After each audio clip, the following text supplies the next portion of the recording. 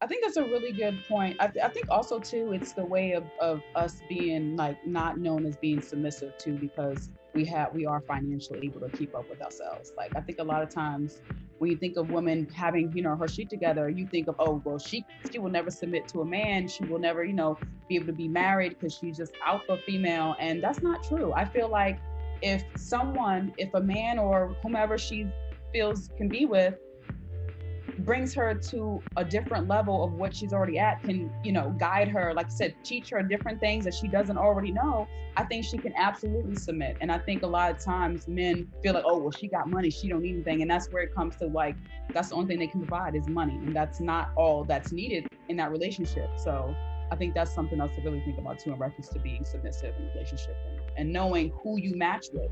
This person, he may, and this, and it too, it brings to the thing like, oh, guys, they need to have money if they're gonna mess with me. No, there's been plenty of women who are financially stable and do not care if this guy has money. It's just what they bring in reference to mental state and what they can, help her develop, and what they can build with in reference to them having relationships. So it's not always about money. So I think that's just interesting too, about being submissive and having your shit together. It can definitely be, it can be, together. You don't have to always think of her not being submissive, especially Black women. I feel like they feel like that too, and that's not always the case.